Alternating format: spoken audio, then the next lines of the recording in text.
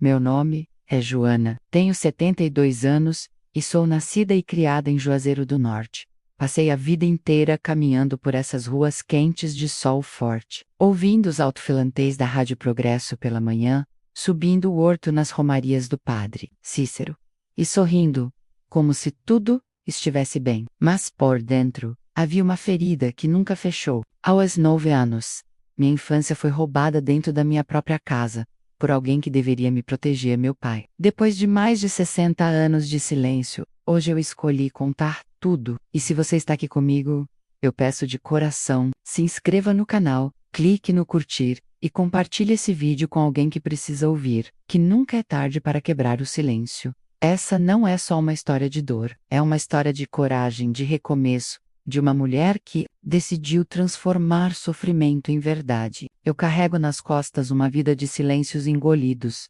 de rezas abafadas diante da imagem do Padim Cisso, pedindo forças para esquecer.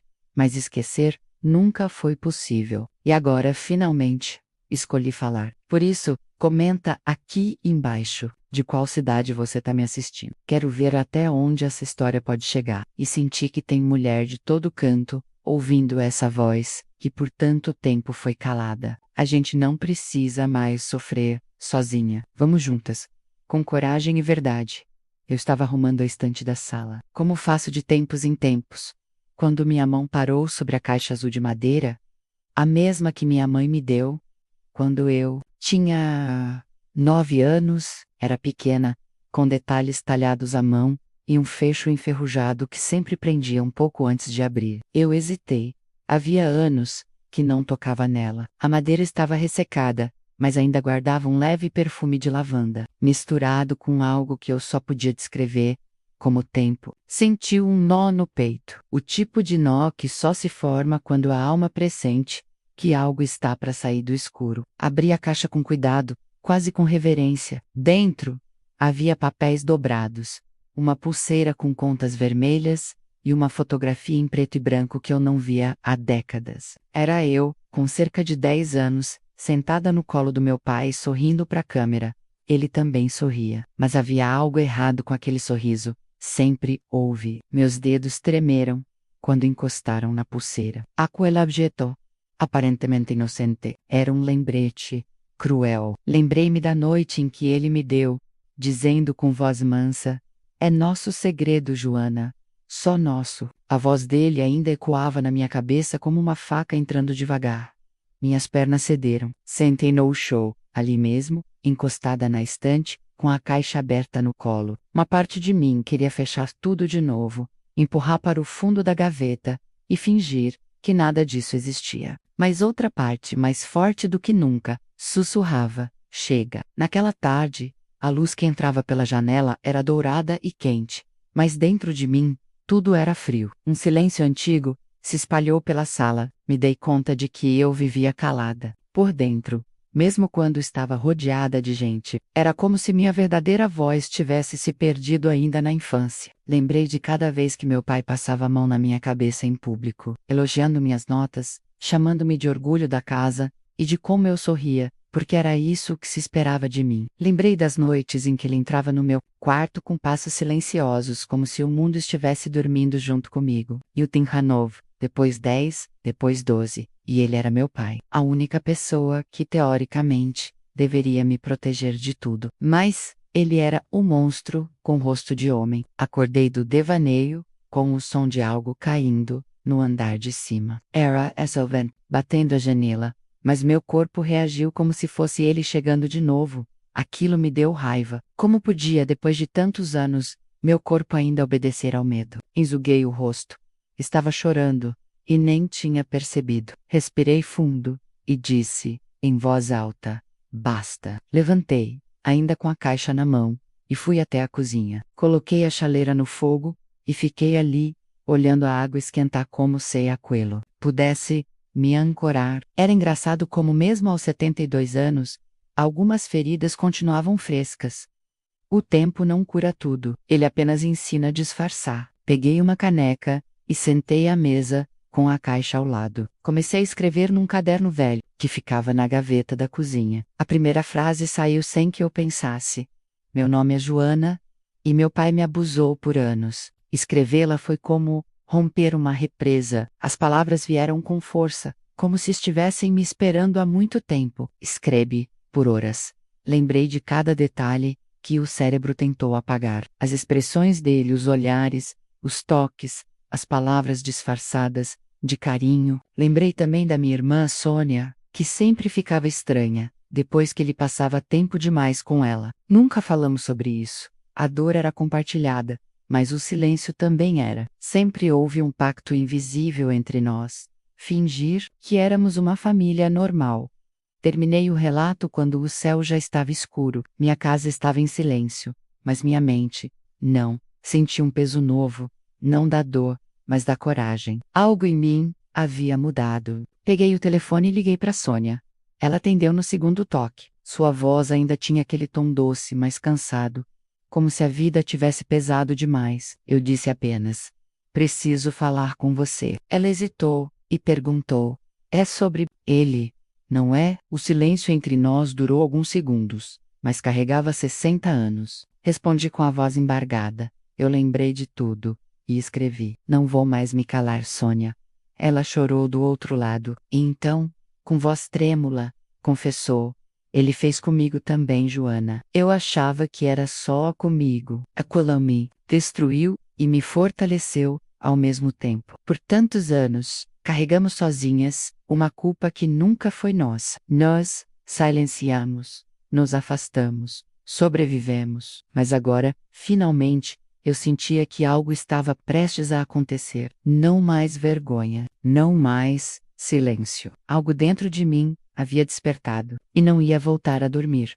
No dia seguinte, acordei com a sensação de que algo enorme estava por acontecer. Era como se o mundo estivesse suspenso por um fio e bastasse um gesto meu para que tudo finalmente se movesse. O café estava quente, a casa ainda silenciosa, e o cheiro de pão tostando na frigideira preenchia a cozinha como uma lembrança de tempos simples que nunca existiram de verdade. Eu olhava pela janela, observando o movimento lento das folhas no quintal, e sentia um misto de medo e decisão. Eu precisava ver minha irmã, precisava olhar nos olhos dela e romper de vez aquele pacto silencioso que carregávamos desde a infância. Peguei o casaco, a bolsa onde coloquei o caderno com meu relato e a caixinha azul que encontrara no dia anterior. O céu estava nublado e o vento trazia um cheiro úmido de terra molhada, como se o próprio tempo tivesse decidido acompanhar a gravidade do que eu estava prestes a fazer.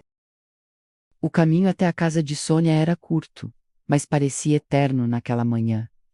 Cada passo era carregado de memórias. Lembrei das vezes em que andávamos de mãos dadas pela rua quando éramos crianças, ela 2 anos mais nova, sempre honrando para mim como se eu soubesse protegê-la de tudo. E eu tentava, Deus sabe como, eu tentava, mas não dava para proteger do que acontecia dentro da nossa própria casa. Toquei a campainha e esperei. Quando ela abriu a porta, demorou um segundo para me reconhecer. Seus olhos estavam inchados, e ela vestia um roupão surrado com pequenas flores bordadas, tão antigas quanto os segredos que nos uniam. Ficamos nos olhando por alguns segundos, sem dizer uma palavra. Então, ela abriu um sorriso frágil e disse: apenas, eu sabia que você viria. Entrei em silêncio, e ela me conduziu até a sala. O sofá era o mesmo de anos atrás, coberto por uma manta marrom, e havia uma xícara esquecida na mesinha ao lado, com chá já frio.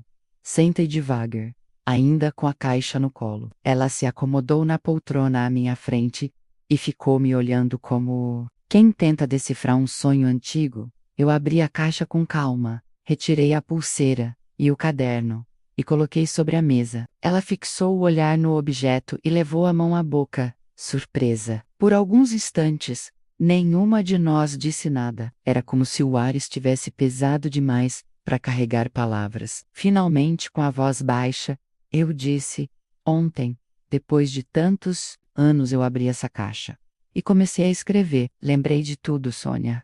Tudo. Ela fechou os olhos e uma lágrima desceu, solitária. Murmurou: eu nunca consegui esquecer, só aprendi a calar. Meu coração apertou. Me levantei. Sentei ao lado dela, peguei sua mão. Ela estava gelada, como a minha tinha estado na noite anterior. Disse com firmeza: a gente não precisa mais calar. Eu vou falar, e quero que você fale também. Chega de guardar esse inferno só pra gente. Ela me olhou, com os olhos vermelhos, e respondeu: eu sempre pensei que fosse a única. Hugh, era comigo porque eu fazia alguma coisa errada. Aquilo doeu mais do que qualquer memória. Abracei minha irmã com força, como não fazia há muitos anos, e sussurrei: não foi culpa nossa, nunca foi. Sentamos ali por um longo tempo, com o som dos carros passando ao longe, e o tic-tac lento do relógio de parede, marcando os segundos, como se contassem uma nova vida começando. Peguei o caderno e comecei a ler em voz alta. As palavras que ontem nasceram no silêncio da minha cozinha,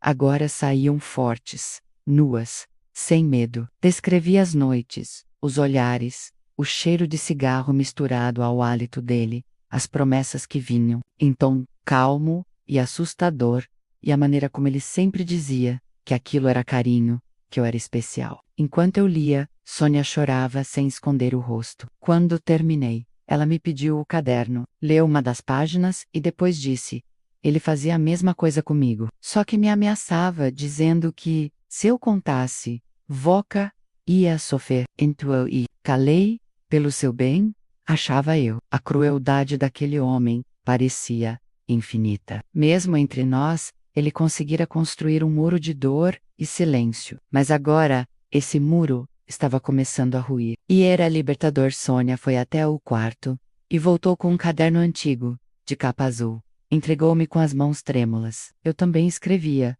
mas nunca mostrei a ninguém, nem a você. Abri o caderno, com cuidado. A letra dela era pequena, organizada, mas carregada de desespero. Litretos como: hoje ele veio de novo.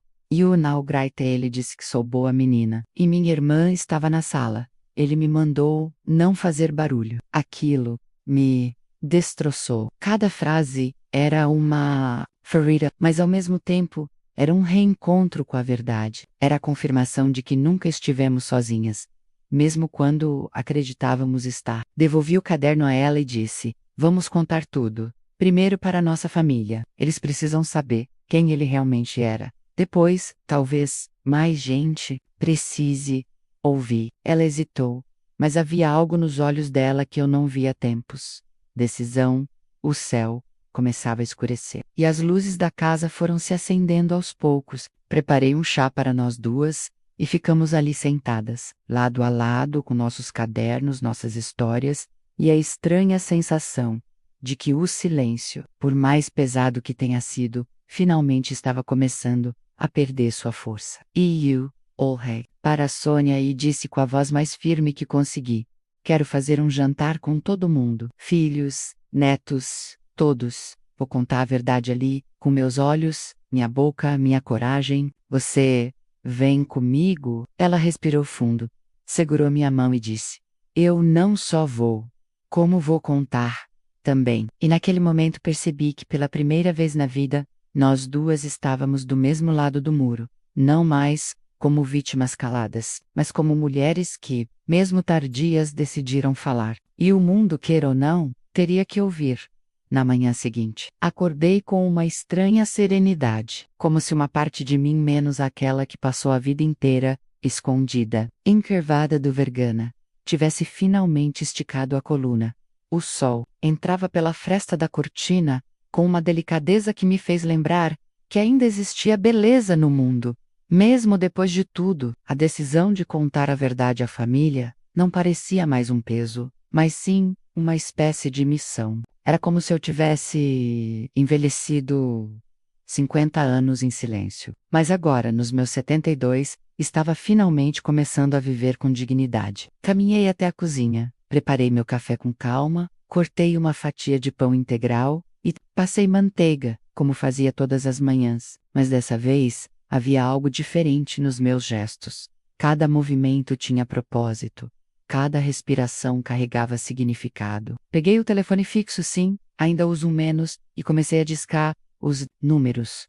Primeiro liguei para Roberto, meu filho mais velho. A voz dele surgiu do outro lado, animada, despreocupada, como sempre foi. Disse que estava tudo bem com as crianças, que a esposa dele havia começado um novo curso de culinária. E então eu disse, com o tom mais natural que consegui, fazer um jantar aqui em casa, no sábado, só a família. Algo íntimo, simples. Estou com vontade de reunir todos. Ele hesitou por um segundo, e depois respondeu, claro, mãe, que bom, faz tempo que a gente não se junta assim. Fui ligando para todos. Minha filha caçula, meus netos, minha nora, meu genro. Todos confirmaram com entusiasmo, sem saber, que estavam sendo convidados para a noite em que a verdade viria à tona, como uma tempestade. Repressada por décadas depois de desligar o último telefonema, fiquei sentada, olhando para o telefone por alguns minutos. A coragem que eu sentira ao acordar começava a se diluir no medo antigo,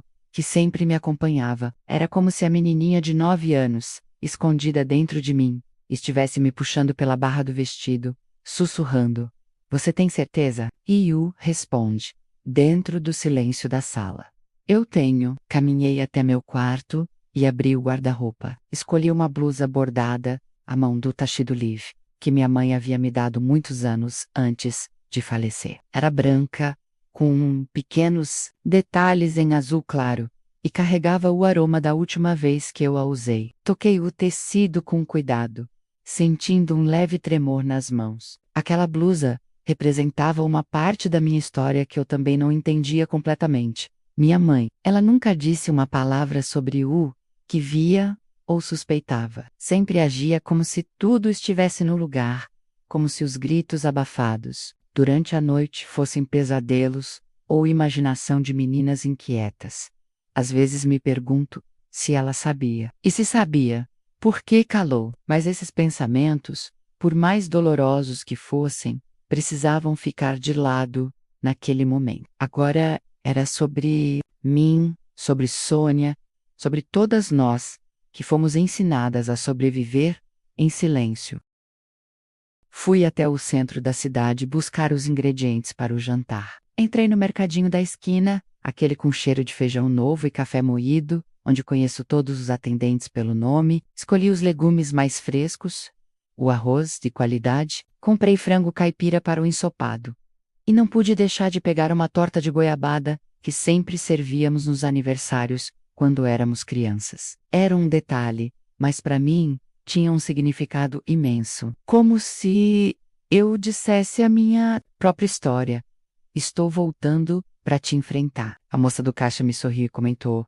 Vai ter festinha, dona Joana? Eu sorri de volta, com um nó na garganta, e respondi. Vai, uma reunião de família, daquelas que mudam tudo. Voltei para casa, com as sacolas pesadas e o coração. And amazed, coloquei os alimentos sobre a mesa e comecei a preparar uma lista do que precisava fazer até sábado. Mas antes de tudo, peguei meu caderno novamente e comecei a escrever uma nova carta. Não era apenas um relato, era uma declaração pública, algo que eu queria ser capaz de ler em voz alta naquela noite diante de todos.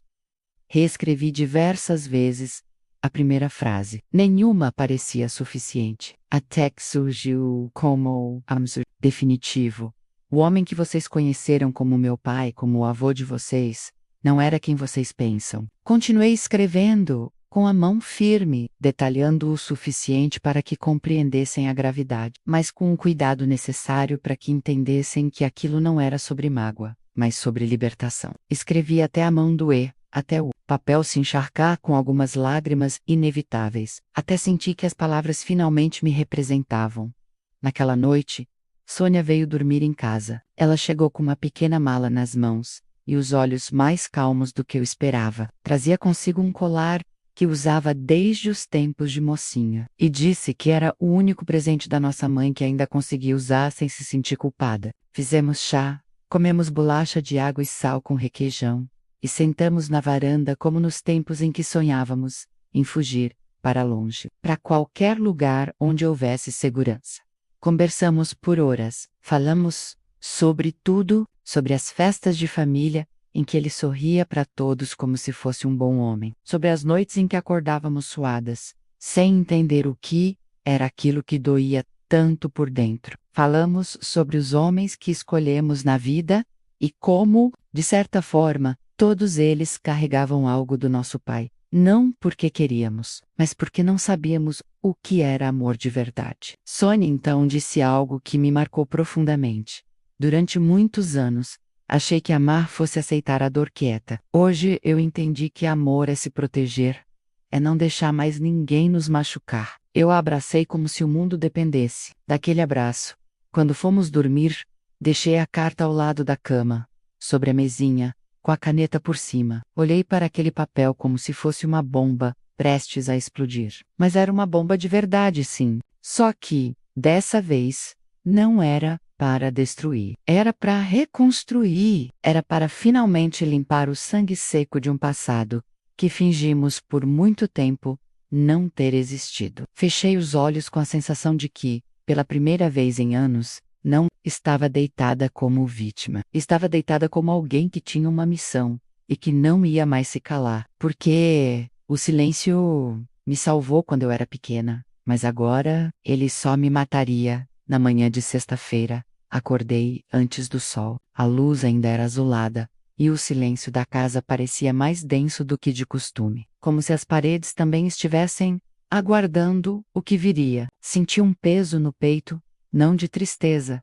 mas de responsabilidade. Eu tinha convocado todos para um jantar no dia seguinte, e sabia que a vida de cada um deles mudaria depois daquele encontro.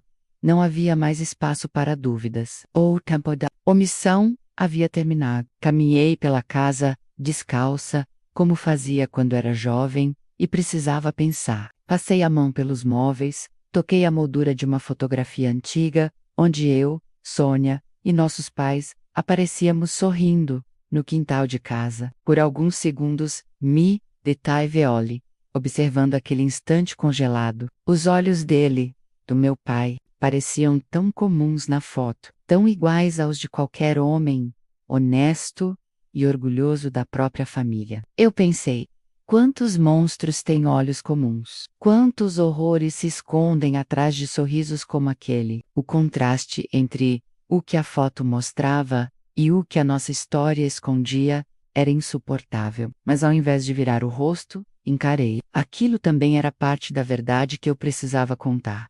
Preparei o café com movimentos lentos, como se cada gesto tivesse a intenção de me ancorar no presente. O cheiro do pó quente subindo pela cozinha me deu forças. Sônia ainda dormia no quarto de hóspedes, e eu queria que ela descansasse o máximo possível antes do que estava por vir. Peguei meu caderno e reli o que havia escrito. A cada linha, eu sentia mais certeza de que precisava dizer tudo exatamente como estava ali. O texto começava seco, direto, quase cruel, mas era necessário.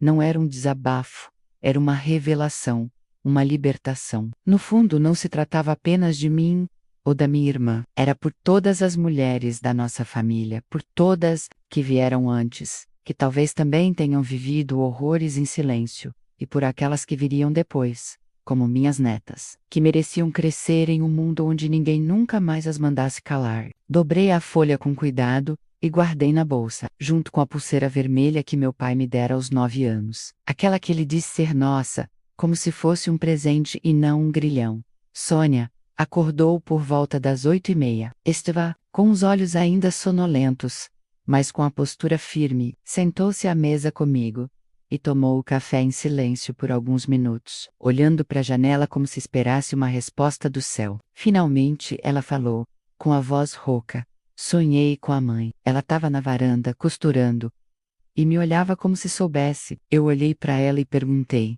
"Você acha que ela sabia?" Ela demorou a responder. Depois sussurrou: "Acho que ela sabia sim, mas não sabia o que fazer." Essa frase ficou batendo dentro de mim como uma porta que se abre devagar. Talvez fosse verdade. Talvez a mulher que nos deu a vida também tenha sido uma vítima do mesmo homem que fingia ser um bom pai. Talvez ela tenha escolhido o silêncio, por medo, ou por sobrevivência, ou por vergonha. E talvez eu estivesse quebrando um ciclo mais longo do que conseguia imaginar. Aquilo me fez entender, com ainda mais clareza, que o jantar do dia seguinte não era só um encontro de família, menos, era um julgamento moral, um acerto de contas com o passado. Passamos o dia organizando os preparativos. Fui até a feira, e escolhi, com paciência, cada ingrediente para o jantar. Voltei com a cesta cheia de legumes, temperos e frutas que lembravam nossas antigas reuniões de domingo. Fiz questão de cozinhar com minhas próprias mãos. Enquanto descascava batatas, pensei em quantas vezes cozinhei para minha família, servindo amor em forma de comida, sem nunca imaginar que um dia precisaria servir também uma verdade amarga no meio da mesa. Sônia me ajudava com as panelas, cortando cebolas com óleos já úmidos, sem saber se era por causa do tempero ou da emoção. Ela me olhou e disse: "Você tem certeza que aguenta?" Respondi com calma: "Sônia, eu passei a vida inteira aguentando o peso de um segredo que nunca foi meu. Aguentar a verdade. Agora é a parte mais leve." Ela assentiu, em silêncio, com uma tristeza serena nos olhos. Éramos duas mulheres velhas, preparando uma ceia que não teria brindes, mas teria justiça. Na parte da tarde, escrevi um bilhete pequeno e coloquei embaixo de cada prato na mesa que arrumei com esmero. Era uma simples frase: "O que você está prestes a ouvir pode mudar tudo, mas é a verdade." Eu queria que cada pessoa lhe entendesse, antes mesmo da primeira palavra, que aquela noite não seria comum. Enquanto colocava os talheres, sentia as mãos tremerem levemente. Era natural. Eu ia, pela primeira vez, colocar em voz alta uma história que havia sido sufocada por mais de 6 décadas. Respirei fundo, várias vezes, até que o tremor passasse. Depois me sentei sozinha à mesa, olhando os lugares vazios, tentando imaginar os rostos da minha família quando escutassem o que eu diria. Alguns ficariam em choque. Outros talvez não quisessem acreditar. Mas eu sabia, no fundo, que ninguém sairia daquela noite sendo a mesma pessoa que entrou. E eu, muito menos. Mais tarde, Sônia se sentou comigo na varanda e olhamos o entardecer juntas. O céu estava pintado de laranja, como se o próprio tempo quisesse nos dar um alívio. Ela colocou a mão sobre a minha e disse: "Obrigada por me tirar do escuro. Joana, se não fosse você, eu teria morrido em silêncio." Eu apertei sua mão com força e respondi: "Nós duas merecemos paz. E amanhã é o primeiro passo." Ficamos ali até o céu escurecer por completo. As estrelas começaram a surgir, tímidas, e o frio da noite nos lembrou que era hora de descansar. Entramos em casa sem dizer mais nada. Havia entre nós uma cumplicidade tão sólida quanto a dor que dividíamos. Dormi aquela noite com a carta ao lado da cama mais uma vez. A diferença é que agora ela já não me parecia uma bomba. Ela era uma bússola, e eu estava pronta para seguê-la no fim da tarde de sábado, quando os primeiros carros começaram a encostar na calçada da minha casa. Meu coração batia com tanta força que parecia querer sair pela boca. A mesa estava posta. O ensopado ainda fervia lentamente na panela, e o cheiro da torta de goiabada se espalhava pelo ar com uma doçura que contrastava violentamente com que estava por vir. Eu usei a blusa branca, bordada, aquela que me fazia lembrar da minha mãe, e prendi o cabelo de um jeito simples, como fazia quando era menina. Me olhei no espelho e quase não me reconheci. Ali estava uma mulher inteira, uma mulher cansada, sim, mas viva, uma mulher que decidiu não morrer calada. Quando Roberto entrou com a esposa e os filhos, a casa pareceu menor. Eles traziam risos, sacolas com refrigerante, sobremesas e aquela leveza típica de quem não sabe que o chão vai se abrir sob seus pés em poucas horas.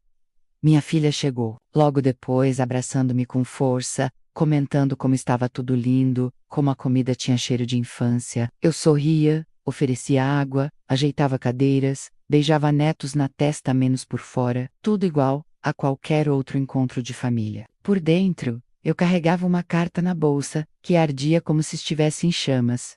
Aos poucos, todos foram se acomodando na sala e no quintal. As conversas enchiam a casa, risos ecoavam pelas paredes, e por um instante eu desejei que aquele fosse apenas um sábado comum, que eu não precisasse dizer nada, que minha história pudesse continuar sendo apenas minha. Mas logo me lembrei de Sônia, que naquela manhã olhou para mim e disse: "Você é a voz que eu nunca consegui ser. Mas agora quero falar também." Ela estava sentada no sofá, calada, observando tudo com olhos atentos. Usava uma saia comprida, sapatos baixos e um colar antigo, que costumava guardar para ocasiões importantes. Sua postura era de quem estava pronta a abser do medo. Eu caminhei até a mesa, abri a tampa da panela com um ensopado e comecei a servir os pratos com a ajuda da minha filha. Coloquei os bilhetes sob os guardanapos, como havia planejado. Cada um deles trazia a mesma frase, escrita à mão. O que você está prestes a ouvir pode mudar tudo, mas é a verdade. A comida foi servida, os copos cheios, os sorrisos fartos. Sentamos todos juntos, e por alguns minutos, fingimos que aquele era apenas mais um jantar. Mas meu corpo inteiro gritava por dentro. Minhas mãos suavam, minha garganta parecia fechar. E então, quando todos já haviam dado a primeira garfada, levantei-me lentamente, segurando a carta nas mãos, limpei a garganta e disse: da sobremesa, preciso contar uma história. Uma história minha, uma história que vocês nunca ouviram, mas que me acompanha desde que eu era menina. O silêncio caiu como uma pedra no centro da mesa. Os talheres pararam. Todos me olharam, alguns com surpresa, outros com curiosidade. Continuei. É sobre o homem que muitos aqui chamaram de pai, de sogro, de avô. Um homem que, por fora, era trabalhador, educado, religioso até, mas por dentro, ele era outra coisa. Fiz uma pausa, senti a mão de Sônia tocar meu braço por baixo da mesa. Aquilo me deu força. Eu abri a carta e comecei a ler. Minhas palavras eram diretas, como tinham que ser. Descrevi o que ele fazia comigo desde os 9 anos, as ameaças, o medo, as noites em que eu fingia dormir, para tentar evitar o inevitável. Contei sobre a pulseira, sobre o segredo, que ele dizia ser nosso. Minhas palavras cortavam o ar, como faca. Eu podia ouvir a respiração pesada de Roberto, o soluço da minha filha tentando conter as lágrimas. Meus netos estavam em choque, sem entender muito bem. E quando terminei, quando finalmente fechei a carta, Sônia se levantou. Sua voz tremia, mas ela estava firme. Disse: ele fez comigo também. E eu nunca contei para ninguém. Essa chava, que era mais fácil esquecer. Aquilo foi como um raio atravessando a sala. Todos olharam para ela como se estivessem vendo um fantasma. Mas ali estava minha irmã, minha parceira de dor, confirmando tudo. Roberto se levantou, com um movimento brusco. Os olhos dele estavam vermelhos, a boca trêmula. Ele gritou: vocês estão falando do meu avô? Do homem que nos dava presentes. No Natal, que sentava nessa mesma mesa, eu tentei me aproximar, mas ele recuou. Por que vocês nunca disseram nada antes? Por quê? Agora, sua esposa tentou acalmá-lo, mas ele saiu pela porta da frente com passos largos. Meu neto mais velho, de 20 e poucos anos, falou num tom mais baixo, mas tão cheio de raiva quanto o do pai. Se isso for verdade, ele era um maldito. E se ele estivesse vivo, eu ia quebrar todos os ossos dele. Sônia começou a chorar, e minha filha me abraçou como se eu fosse feita de vidro, prestes a estilhaçar. Eu disse com a voz embargada. Eu me calei porque era uma criança. Depois porque era uma mulher com vergonha. E agora, porque sou uma velha que não quer morrer com esse segredo. A tensão se espalhou por todos os cantos da casa. Ficaram em silêncio. Outros discutiam entre si, sem saber como lidar. Eu permaneci em pé, olhando nos olhos de cada um, sem abaixar a cabeça. E eu tinha dito, eu tinha rompido o ciclo. Quando finalmente o burburinho diminuiu, olhei para todos e disse: não peço que me abracem, nem que me entendam hoje. Só peço que carreguem essa verdade com vocês, porque ela é minha, é da Sônia, mas também é de vocês. Vocês cresceram em cima de uma mentira, e agora precisam saber em que chão estão pisando. Ninguém disse nada por alguns segundos, até que minha filha se levantou e me abraçou forte. Você é a mulher mais corajosa que eu já conheci, mãe. Obrigada por ter dito. E ali naquele abraço, naquele gesto simples, eu percebi que talvez, as sementes que eu havia plantado naquela noite ainda florescessem. Roberto saiu da casa, com tanta pressa que a porta da frente chegou, a bater com força, fazendo a parede vibrar e assustando os netos mais novos, que se encolheram no sofá. Por um instante, o barulho que ele deixou para trás pareceu selar um silêncio pesado, que tomou conta da sala. Ninguém disse Nada. Eu estava parada perto da cabeceira da mesa, ainda com a carta dobrada nas mãos, e podia ouvir o som, abafado, da minha própria respiração. Sônia sentou-se devagar, o rosto encharcado, as mãos cruzadas no colo, trêmulas. Minha filha me olhou com um misto de dor e compaixão. Seus olhos buscavam os meus, talvez procurando por alguma explicação que amenizasse o peso daquela noite, mas não havia como amenizar nada. Era tudo cru, real, irremediável. Eu engoli em seco e disse com voz baixa, mas firme: ele vai precisar de tempo. Todos vamos. Olhei para os rostos à minha volta, menos minha neta mais velha, me observava com olhos arregalados. O genro tentava parecer calmo, mas suas mãos apertavam o encosto da cadeira com força. A esposa de Roberto pegou a mão do filho adolescente e cochichou algo em seu ouvido. Eu sabia que estavam tentando entender onde tudo aquilo nos colocava como família. E eu também não tinha essa resposta, só sabia que, finalmente, tínhamos parado de viver em cima de uma mentira. Minutos depois, a esposa de Roberto se levantou, pediu licença e foi atrás dele. Disse que ele precisava de alguém por perto, e eu apenas assenti com a cabeça. Não me sentia ofendida, nem magoada. Eu sabia que para um filho era difícil aceitar que o pai ou o avô não era o homem bom que lhe ensinaram a admirar. Sabia que ele estava lutando entre o amor e a verdade, entre a imagem que construiu a vida inteira e a realidade que eu tinha acabado de desmontar com poucas frases. A dor dele também era legítima, e eu a respeitava, mas aquilo não mudava o fato de que eu havia feito o que precisava ser feito. Sônia se levantou e veio até mim, colocou a mão no meu ombro e disse: "Você segurou sozinha por muito tempo. Agora a gente segura juntas." Aquelas palavras me atravessaram como um lenço quente num dia frio. Era exatamente isso. Pela primeira vez, eu não estava sozinha, mesmo que o mundo ao redor estivesse tremendo. Mesmo que as paredes da casa parecessem frágeis diante da revelação, havia algo novo ali, a verdade. E ela nos dava uma força estranha, quase sagrada. Foi então que ouvimos o barulho do portão se abrindo novamente. A figura de Roberto apareceu na porta, mas havia algo diferente em seu rosto. Ele estava suado, o rosto vermelho, os olhos inchados, mas determinado. Entrou na casa sem dizer nada, foi até a mesa e pegou a carta que eu tinha deixado ali. Abriu, leu novamente com os olhos atentos, e só depois falou: "Eu fui até o túmulo dele." Todos se entreolharam. Ele continuou, com a voz firme, quase dura: "Eu olhei para aquela lápide limpa, cheia de flores que a gente deixou por tantos anos, e senti nojo dele, da imagem que eu tinha dele, de tudo." Meu coração disparou. Ele estava começando. Então ele diz, tirando algo do bolso, eu peguei essa placa de madeira e cravei no chão. Escrevi com uma caneta grossa: "Aqui jaz um abusador." Levantou a placa dobrada de papelão para que todos vissem. Era simples, improvisada, mas tinha um peso simbólico indescritível. Alguém na sala suspirou alto. Talvez minha neta. Roberto então me olhou diretamente nos olhos e disse: "Eu não posso desfazer o que ele fez, mas eu posso honrar você. Agora, posso acreditar em você." E vou.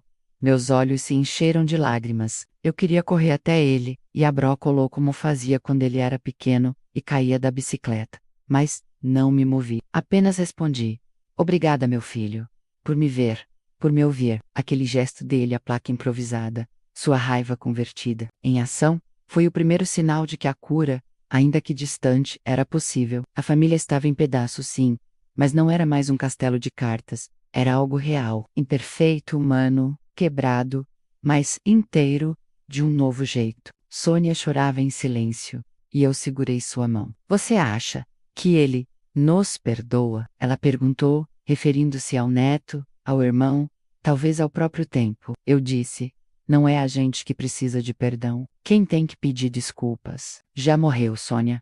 Nós só precisamos viver." Era a primeira vez que eu dizia isso em voz alta, e ao dizê-lo, percebi que acreditava. Não éramos culpadas. Nunca.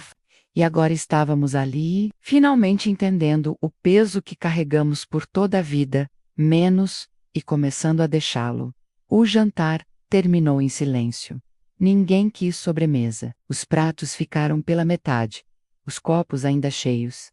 Mas não importava. Algo maior havia sido servido naquela mesa. Um pedaço da verdade, um retalho de coragem, um grito engasgado por anos. Um a um, começaram a se despedir, cada um com seu tempo, seu olhar diferente, seus passos mais pesados. Minha filha ficou por último.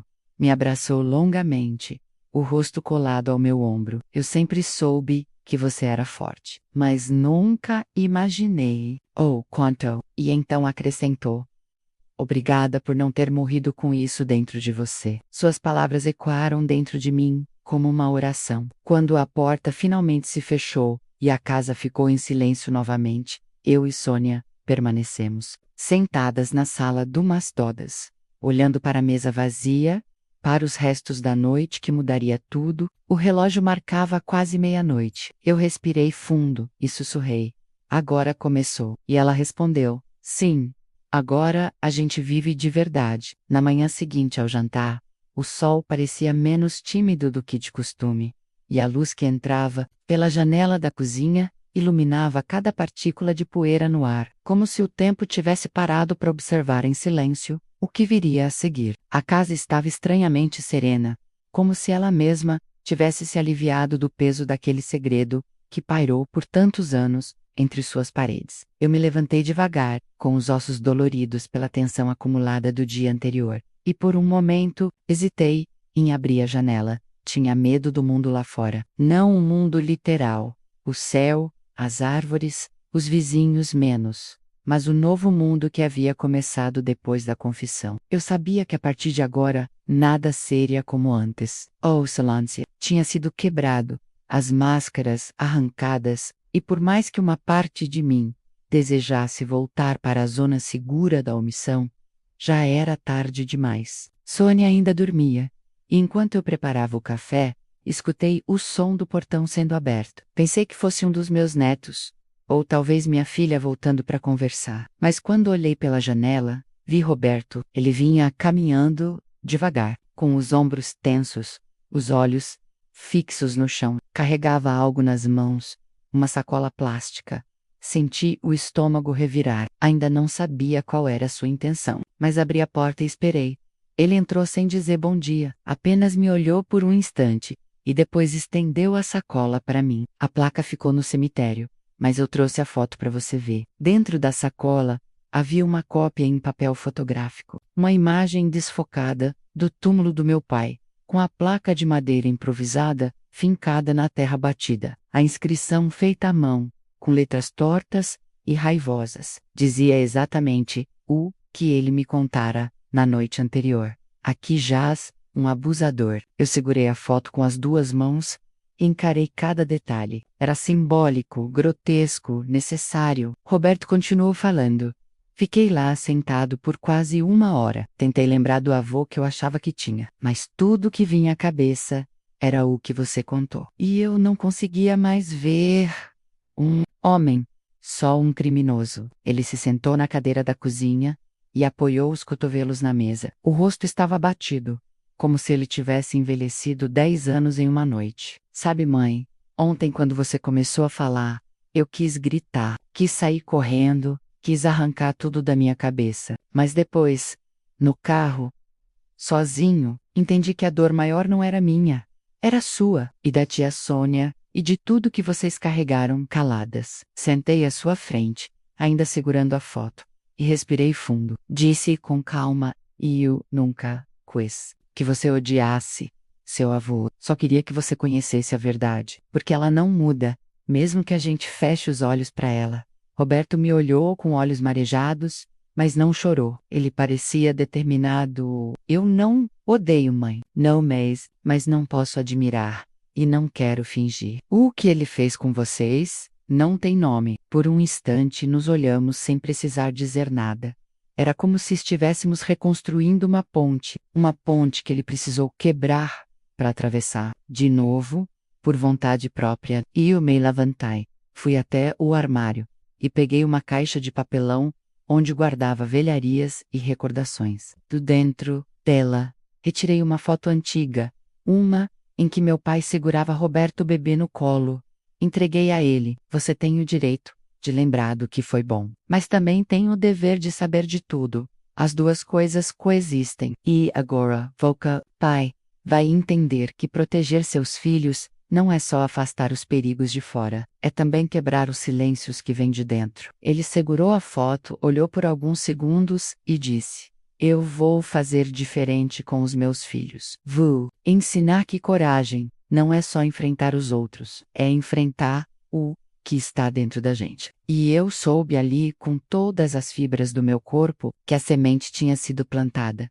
Pouco tempo depois, Sônia acordou e se juntou a nós. Ela cumprimentou Roberto com um abraço que durou mais do que o normal. Não havia palavras entre eles, mas havia compreensão. Depois do café, ele se despediu e foi embora, dizendo que precisava de um tempo para colocar as ideias no lugar, mas que estaria por perto se precisássemos. Quando a porta se fechou, eu e Sônia permanecemos sentadas em silêncio por um longo tempo. O que viria a seguir ainda era incerto, mas sabíamos que a decisão de falar havia iniciado uma transformação que não teria volta. Mais tarde, naquele mesmo dia, fui até o quarto, onde guardava documentos, e busquei uma pasta que estava guardada há anos. Dentro, havia recortes de jornais, cartas antigas, nomes de psicólogos que eu nunca tive coragem de procurar. Peguei também meu celular e procurei na internet por associações de apoio a vítimas de abuso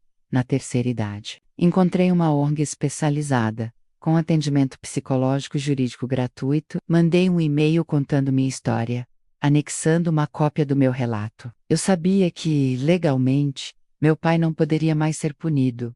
Ele estava morto. Havia mais de 15 anos. Mas eu queria fazer algo mais, algo que transcendesse a minha dor. Eu queria que a verdade existisse também nos registros formais, não só nas memórias da minha família. Na semana seguinte, recebi uma ligação da ONG. A voz do outro lado era acolhedora, firme e gentil. A advogada me explicou que, embora o agressor estivesse morto, eu poderia entrar com um processo simbólico de reparação moral, solicitando o reconhecimento público da violência e a validação do meu relato. Ela disse: Joana, esse tipo de processo não traz punição material, mas ele entrega a você o que lhe foi negado: o reconhecimento da sua dor. Isso, por si só, é um tipo de justiça. Senti os olhos encherem de lágrimas e respondi: é isso que eu preciso.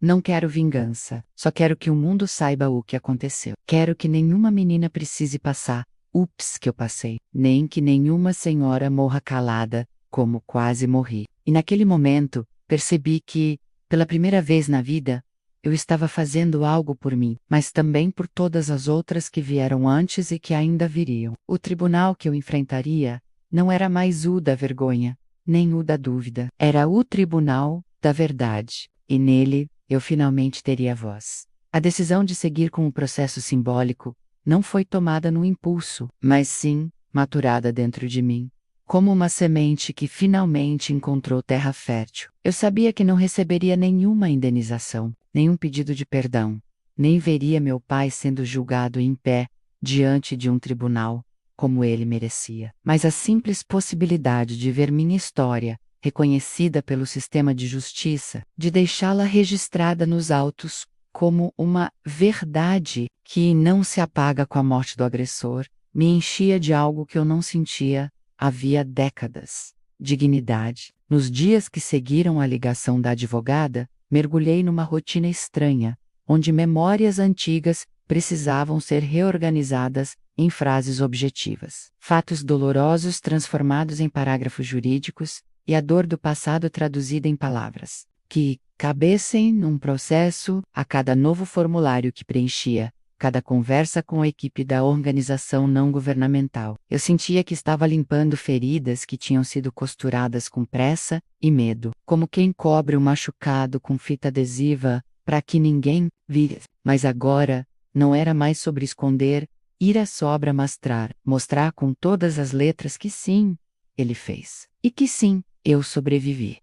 Na segunda-feira, fui até o centro da cidade encontrar a advogada. Ela me esperava numa sala pequena, aconchegante, com móveis simples e uma parede coberta de fotografias de outras mulheres que, como eu, decidiram contar suas histórias tardiamente. Quando entrei, ela se levantou, me cumprimentou com um sorriso e disse: Dona Joana, que bom que a senhora veio. Sente-se, por favor. Me acomodei na cadeira de frente para ela, tentando parecer mais segura do que realmente estava. Ela era jovem, devia ter pouco mais de 30 anos, mas seus olhos carregavam uma sabedoria e uma escuta que me fizeram confiar nela imediatamente. Nós já recebemos seu relato por e-mail e queremos que a senhora saiba que ele foi lido com todo o cuidado e respeito. Ela começou, passando-me uma pasta com as primeiras páginas do que seria meu processo. Sabemos que não é fácil reviver isso, muito menos colocar em palavras. Mas a senhora fez algo muito corajoso. E agora nós vamos dar continuidade, passo a passo, respeitando sempre o seu tempo. Eu olhei para aquela jovem mulher e pensei em como era estranho ver alguém tão nova segurando, com tanto cuidado, os cacos da minha história. E então respondi: Meu tempo já passou, doutora. O que eu quero agora é deixar alguma coisa que que sirva para alguma outra mulher que ainda está calada. Passamos mais de uma hora conversando. Ela me fez perguntas sobre datas, locais, sobre o comportamento do meu pai em diferentes momentos da minha infância e adolescência. Às vezes, quando eu hesitava, ela dizia com voz baixa: Só diga o que lembrar. A senhora não precisa forçar. Nora, em um determinado momento, ela me olhou com seriedade e disse: A senhora sabia que, de cada 10 mulheres que foram abusadas na infância, ao menos 7 nunca contaram para ninguém? Eu balancei a cabeça, lentamente. Eu imaginei, a vergonha não é pequena. E a culpa parece que mora na pele da gente. Ela anotou algo num caderno e então disse: E a senhora não tem culpa nenhuma. É preciso que isso fique claro. O silêncio não é conivência. É autoproteção. E quando uma mulher rompe com ele, mesmo depois de tantos anos, ela está fazendo justiça. Justiça com o corpo, com a alma e com a memória. Essas palavras ficaram ressoando dentro de mim. Justiça com a memória. Era exatamente isso. Eu queria que a minha memória tivesse o valor que lhe foi negado. Queria que o que aconteceu comigo e com Sônia não fosse apenas mais um segredo de família enterrado com o tempo, antes do ser. Ela me explicou que uma audiência pública poderia ser marcada. Disse que eu não seria obrigada a comparecer, mas que se quisesse teria espaço para falar. Eu hesitei. Falar diante de um juiz? Falar o que ele fazia comigo, com minha irmã, as palavras sujas, os toques, o medo, era como me despir na frente de uma multidão. Mas ao mesmo tempo uma parte de mim gritava que sim, que essa seria a minha última travessia. Eu quero ir, respondi. Ela me olhou surpresa, mas com respeito. Tem certeza, dona Joana? Poder manter tudo por escrito, sem a necessidade da senhora se expor tanto. Eu respirei fundo e disse: Doutora, eu me expus a vida inteira para fingir que estava tudo bem. Usava vestido bonito, falava baixo, sorria nos almoços de domingo. Me expor agora para dizer a verdade não é nada comparado ao que já vivi calada. Ela sentiu com um leve sorriso, como quem entende algo profundo, sem precisar de mais palavras. Marcamos a próxima etapa para a semana seguinte, e quando saí da sala, me senti como se tivesse 20 anos a menos. O corpo doía menos, a coluna parecia mais ereta. A coragem fazia isso com a gente. Ela devolve não só a voz, mas também a postura. Nos dias seguintes, Sônia me acompanhou de perto, dormiu em minha casa, cozinhou comigo, ajudou a revisar os detalhes do que eu falaria. Às vezes ela duvidava, dizia: Você tem certeza que quer mesmo ir? Vai expor a nossa vergonha. E eu respondia: Não é nossa vergonha, Sônia. É a culpa dele, a vergonha dele. E já passou da hora de devolver. Ela não dizia mais nada depois disso. Apenas me olhava com aquele olhar silencioso de quem nunca teve coragem de falar, mas que agora caminhava junto. Nossa cumplicidade cresceu como nunca. Era como se finalmente fôssemos irmãs inteiras, sem segredos entre nós, sem máscaras, sem medo. Na véspera da audiência, escrevi novamente minha declaração. Dessa vez, à mão. Não queria que soasse como um texto jurídico. Queria que fossem palavras vivas, com meu sotaque, com minha respiração. Palavras que falassem da menina que eu fui, da mulher que me tornei, da ferida que nunca cicatrizou menos, mas que agora, enfim, podia ser mostrada sem vergonha. Sentei no sofá da sala com a carta no colo e disse em voz alta como um ensaio: meu nome é Joana, tenho 72 anos, e fui abusada pelo meu pai dos 9 aos 14. Me calei por medo, por vergonha, por sobrevivência. Mas, Hold, escolhi não morrer em silêncio. Ao ouvir minha própria voz ecoando pela casa, percebi que não havia mais volta, e que isso, apesar de tudo, era bom. Pela primeira vez, eu ia entrar num tribunal não como quem se defende, mas como quem acusa, como quem exige que a verdade, mesmo tardia, tenha seu lugar.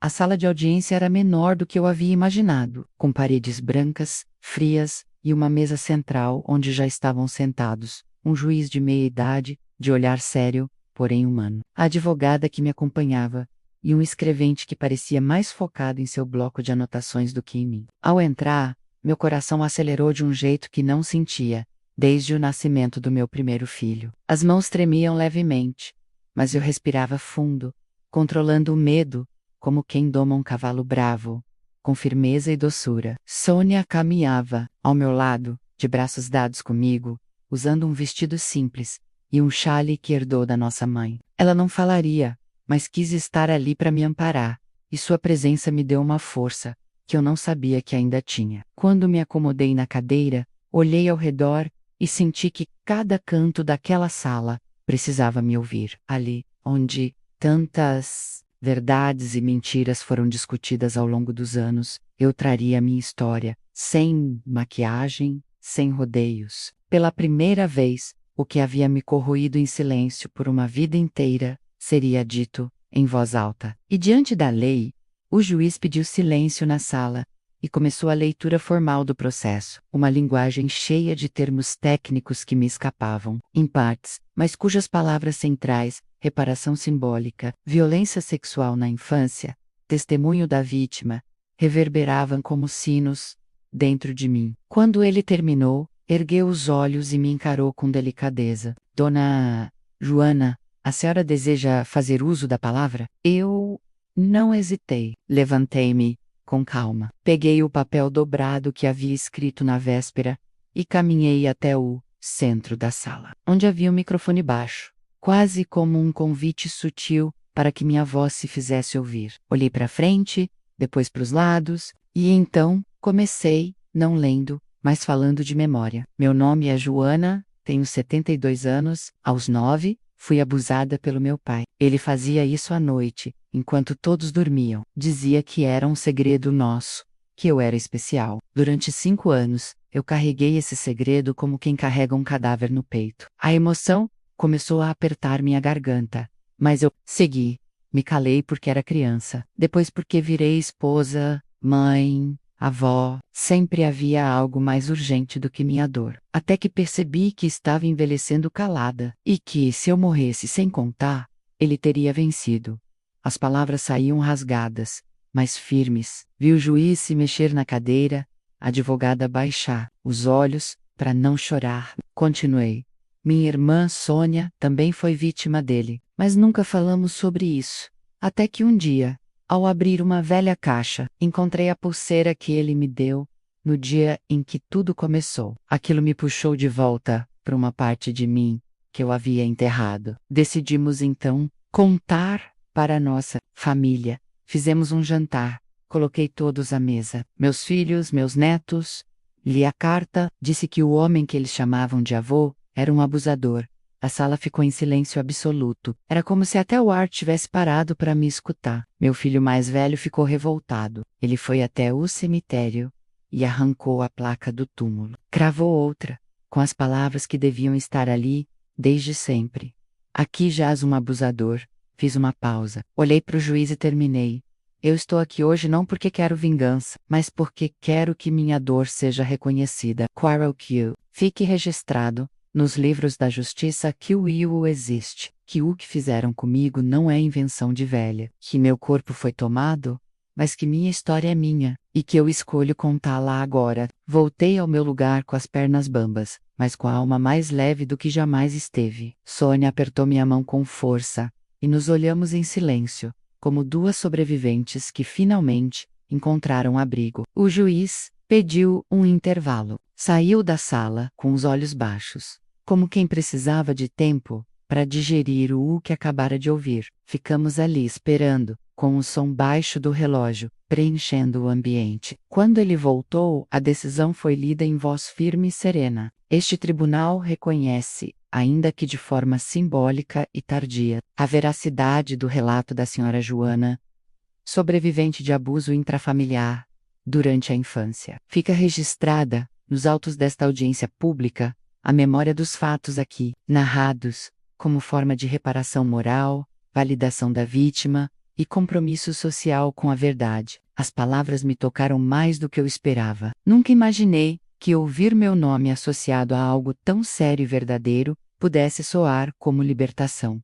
Não havia aplausos, não havia palmas, mas havia respeito. E naquele momento, senti que o Estado, tão distante e frio por tantos anos, havia me reconhecido como ser humano. Saímos da sala, caminhando devagar. Do lado de fora, o sol estava alto, e o barulho da cidade voltou a preencher nossos ouvidos, como um lembrete de que o mundo girava, indiferente às histórias escondidas entre quatro paredes. Mas eu não era mais a mesma. Olhei para Sônia e disse: acabou. Ela me respondeu, sorrindo. Não, começou. Entramos num café próximo.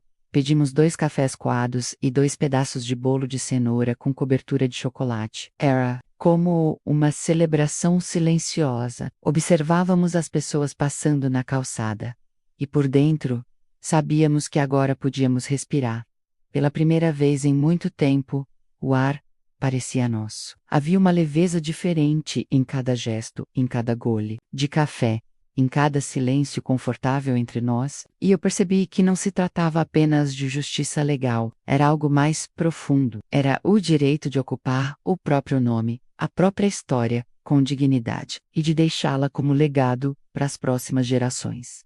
Quando cheguei em casa, naquela noite, abri o portão com as mãos firmes, entrei, tirei os sapatos na porta como de costume, e fui direto até a estante, onde guardava meus álbuns de fotografia. Peguei um deles, e página por página, comecei a separar as imagens que eu queria manter. Tirei algumas doxey outros, substituí algumas legendas, onde antes li o Sei Natal em Família, 1965. Escrevi: eu já sabia. Em outra, papai, sorrindo com as crianças, virou o sorriso que escondia monstros. Não era sobre apagar, era sabra, renamir, resgatar, recontar, porque agora, enfim, eu podia, algumas semanas depois da audiência, quando achei que minha história iria, enfim, descansar dentro de mim, com a dignidade que merecia, fui surpreendida por algo que jamais imaginei. Tudo começou com um telefonema no fim de uma tarde chuvosa. Eu estava na cozinha, organizando as louças no armário, quando o telefone tocou com insistência. Atendi sem muita pressa, achando que era alguma vizinha pedindo açúcar ou minha filha perguntando se eu tinha visto o casaco das crianças. Mas do outro lado da linha, a voz era de uma mulher jovem, firme, mas emocionada. Ela se apresentou como jornalista de um pequeno portal de notícias que havia recebido, através da organização, o relatório da minha audiência simbólica. Disse que o conteúdo havia tocado profundamente a redação e que estavam preparando uma série especial sobre mulheres da terceira idade que romperam o silêncio depois de uma vida inteira caladas. A pergunta dela foi direta: Dona Joana, a senhora aceitaria dar uma entrevista? Fiquei muda por alguns segundos. Era uma coisa ser ouvida dentro da sala de um tribunal, diante de rostos neutros e protocolos silenciosos. Outra coisa era abrir a boca para o mundo. Disse que precisava pensar. Ela compreendeu, agradeceu e deixou seu contato. Desliguei o telefone e me sentei à mesa, com a mão ainda tremendo. O tempo parecia ter parado mais uma vez, como se quisesse me perguntar: você está pronta para ir além? Fiquei dias ruminando aquela ideia. A entrevista, a exposição, a reação da minha família. Será que eu tinha esse direito? Será que contar publicamente significaria trair a memória de alguém, mesmo que esse alguém tivesse me traído? Muito antes. Mas então, lembrei de cada vez que, em silêncio, desejei ter ouvido uma mulher como eu contando sua história. Lembrei de quando era adolescente e lia revistas escondida, procurando alguma pista, alguma confissão, algum alívio. Lembrei da solidão de Sônia, da culpa que ela carregou achando que era a única. E, principalmente, lembrei da audiência, do juiz que me olhou com respeito, da advogada que segurou minha dor com tanto cuidado e da promessa que fiz para mim mesma ao sair daquela sala. Eu não queria morrer calada. Liguei de volta para a jornalista. Disse: eu falo, mas quero que a senhora conte tudo, sem florear do jeito que foi. Ela concordou, emocionada, e marcamos para o final de semana. No sábado, uma equipe pequena veio até minha casa. Um fotógrafo e um rapaz que fazia o som. Fiquei nervosa, claro. Vesti uma blusa lilás de botão, prendi o cabelo num coque firme e preparei um bolo de fubá, como se aquilo pudesse me proteger. Mas quando os três chegaram, percebi que eram gentis, respeitosos, e estavam ali não por sensacionalismo, mas por reverência. A jornalista segurava um caderno com anotações. E antes de começar, me olhou nos olhos e disse: Dona Joana, a senhora não tem ideia de quantas vidas pode tocar. A entrevista durou quase 3 horas. Contei tudo, com calma, com dor, com detalhes. Falei da infância, da pulseira, das noites abafadas por lençóis e medo. Falei do jantar, da reação do meu filho, da placa no túmulo, da audiência, da foto antiga com legenda reescrita. A jornalista chorou, em silêncio algumas vezes, mas sem interromper. O fotógrafo me retratou sentada na cadeira da varanda, com um caderno aberto no colo, as mãos sobrepostas uma na outra, o olhar perdido no horizonte. Era um retrato digno, bonito. Eu estava ali como sou, uma senhora que sobreviveu. Quando elas foram embora, deixaram um clima de respeito pairando no ar, como se minha casa tivesse se tornado um altar de memória. Alguns dias depois, a reportagem foi publicada. O título era simples e forte: Joana, 72 anos.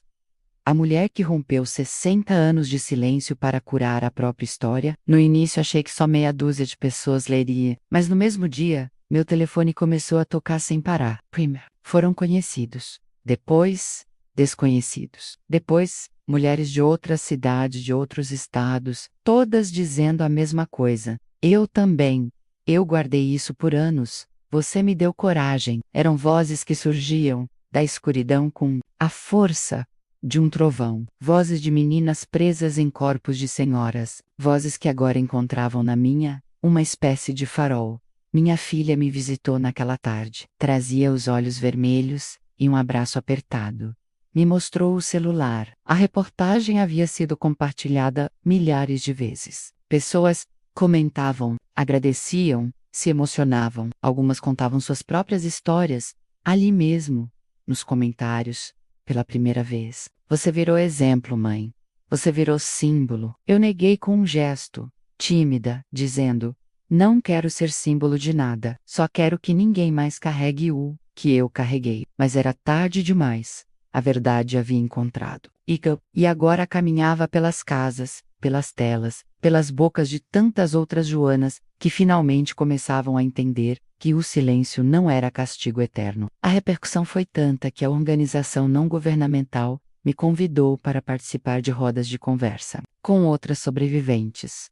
Fui relutante no começo. Tinha medo de não saber o que dizer. Mas quando entrei na primeira sala, com 20 mulheres me olhando com olhos marejados e esperançosos, percebi que ali não era sobre saber. Era sobre estar. Estar viva, presente, inteira. Contar minha história era como acender uma vela numa sala e cada mulher ali, ao acender a sua, ia diminuindo a escuridão até que a dor ficasse visível e finalmente enfrentável. Depois daquela primeira roda, participei de outras, dei entrevista para uma rádio local, depois para um podcast sobre envelhecimento e saúde mental. Falei em uma escola pública, fui a uma faculdade, em todos os lugares, sentia o mesmo arrepio. De estar fazendo que deveria ter sido feito há muito tempo. Um dia, uma moça jovem, com não mais que 20 anos, me abraçou forte e disse: "Você impediu que eu morresse em silêncio." E foi então que entendi que minha história não era mais só minha. Ela tinha ganhado um corpo coletivo. Era a dor de muitas, narrada por uma. E isso era maior do que qualquer medo. Numa dessas conversas, surgiu a ideia de criar um grupo permanente. Eu e Sônia fundamos o Tribunal da Verdade, um espaço de escuta e acolhimento para mulheres acima dos 60 anos que carregam histórias parecidas com a nossa. Organizamos encontros mensais, às vezes na biblioteca da cidade, às vezes em centros comunitários, às vezes apenas a minha sala, com café passado na hora e bolo simples sobre a mesa, mas com verdade, com liberdade, com presença. Sônia, ao meu lado, floresceu como nunca. Tomou coragem para contar a história dela. Também escreveu um pequeno texto que leu em um dos encontros dizendo: "Achei que morreria sem abrir a boca, mas minha irmã me mostrou que ainda dá tempo de viver com vós." Naquele momento, percebi que havíamos conseguido, que o horror não nos engoliu, que a nossa história, antes escrita com o sangue da vergonha, agora era contada com a tinta da Aquarium, e que mesmo tendo demorado tanto, ainda era tempo de existir, de verdade. Na tarde do nosso maior encontro, do Tribunal da Verdade, a Biblioteca Municipal foi transformada por completo. As mesas, geralmente usadas para leitura silenciosa, estavam dispostas em círculo, cobertas com panos claros, flores simples em pequenos vasos de vidro, e uma bandeja com bolos caseiros e café passado na hora, cujo aroma se espalhava no ambiente como um convite à calma. Nas cadeiras, foram se acomodando mulheres de cabelos brancos, de passos lentos, de olhos fundos e vozes baixas, menos mulheres que, como eu, carregavam dentro do corpo e da memória décadas de silêncio, de medo, de vergonha, que nunca foi delas. Algumas seguravam cadernos, outras fotografias antigas, e muitas chegavam apenas com as mãos vazias, mas com o coração prestes a transbordar. Eu estava ali desde cedo, ajudando a organizar tudo, ajeitando as cadeiras, verificando o microfone portátil que uma das voluntárias trouxe, enquanto Sônia preparava os bilhetes com frases de acolhimento que seriam distribuídos no fim. Eu vestia a mesma blusa lilás da entrevista, não por vaidade, mas porque ela havia se tornado, de certa forma, meu manto de coragem, à medida que o relógio avançava. A sala foi se enchendo de uma energia difícil de descrever. Era como se estivéssemos todas prestes a atravessar, juntas, uma ponte feita de palavras e escuta, quando dei o primeiro passo em direção ao centro do círculo, carregando meu caderno de capa azul clara nas mãos. As conversas se calaram, aos poucos, e os olhos se voltaram para mim com uma ternura que eu jamais tinha sentido. Respirei fundo e comecei. Hoje faz exatos 71 anos, desde a primeira vez que ele entrou no meu quarto à noite. Eu era uma criança de 9 anos, ele era meu pai. O silêncio se tornou denso, não como um vazio, mas como um útero, pronto para acolher. Continuei, e por 60 anos, guardei essa história como quem esconde um corpo dentro da alma. Até que um dia eu entendi que o silêncio não me protegia, ele me apagava. Então, decidi existir. Aquelas palavras, elas não eram novidade para mim, já haviam sido ditas em entrevistas, audiências, rodas menores, mas ali, naquele lugar onde tantas esperavam o momento certo para falar, cada sílaba parecia cavar uma nova nascente. Eu vi mulheres se emocionando apenas com o fato de eu estar ali, em pé, falando com a coluna reta e a voz limpa. Não precisei gritar. A dor já tinha gritado por nós por décadas demais.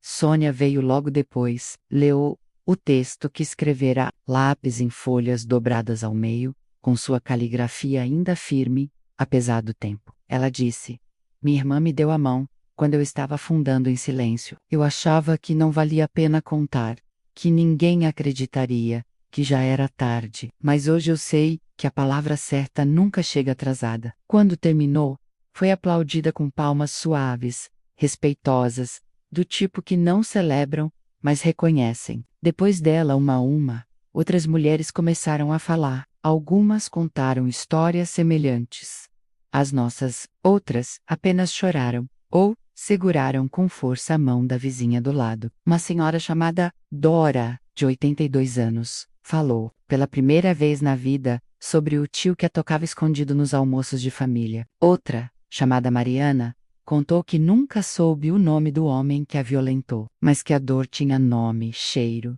e lembrança. Cada relato era um tijolo a mais na construção desse templo de verdade que erguíamos ali, com a força da memória e da coragem. No fim do encontro, pediram que eu encerrasse com uma mensagem. Eu não tinha preparado nada, mas talvez fosse melhor assim. Falei com o coração. Nós passamos uma vida inteira acreditando que não podíamos dizer, que não era hora, que o não adiantava. Mas hoje, aqui, eu quero dizer para cada uma de vocês, ainda dá tempo. Não importa se temos rugas no rosto ou no coração. A nossa história não perde o valor com a idade. Muito pelo contrário, ela amadurece, ganha força, verarez, e raiz, segura a árvore de pé. Algumas choravam abertamente agora, outras apenas baixavam a cabeça, como se recebessem uma bênção. Eu não sou nenhuma heroína, continuei, mas também não sou mais vítima. Eu sou sobrevivente. E sobreviver é um ato político, é um ato de amor próprio, é um recado para o mundo de que a gente não vai desaparecer em silêncio. Sônia segurou minha mão e juntas ficamos de pé, uma ao lado da outra, olhando para aquele círculo de mulheres que, mesmo sem dizer nada, diziam tudo quando saímos da biblioteca. O céu estava dourado com o sol se pondo, e o ar tinha o frescor de um dia que cumpriu seu propósito. Andamos de braços dados pela calçada, eu e Sônia, como fazíamos quando meninas, mas agora com passos seguros, sem olhar por cima do ombro, sem medo de quem vinha atrás. Chegando em casa, acendi uma vela no altar que montei sobre a cômoda, não por religião, mas por gratidão. Coloquei ao lado dela uma fotografia minha, recente, tirada na varanda, com um olhar firme e tranquilo. Ao lado, deixei a pulseira, vermelha da infância, agora, sem poder algum sobre mim. Era apenas um objeto, um símbolo esvaziado da violência que um dia carregou. Olhei para aquela pequena cerimônia íntima e sussurrei: agora sim, posso respirar. E foi exatamente isso que fiz. Respirei, pela primeira vez, sem o peso do segredo, sem o medo do julgamento, sem o eco da culpa. Apenas respirei. Naquela noite, antes do dormir, recebi uma mensagem de voz de minha neta mais velha. Ela dizia: vovó, você mudou a nossa família. Agora a gente sabe que pode falar, que pode sentir, que pode dizer não, obrigada por ser Quemboca. Eu ouvi aquilo com os olhos fechados, sentindo cada palavra tocar minha pele como um cobertor. Porque sim, aquilo era o que eu sempre quis, que as gerações seguintes não precisassem herdar os silêncios das anteriores, que a dor parasse em mim, que o ciclo fosse rompido. E agora, finalmente, eu sabia que havia conseguido, que, depois de tudo, a minha história havia encontrado seu lugar no mundo, não como ferida escondida, mas como verdade vivida. E isso, para mim, era mais do que justiça. Era liberdade.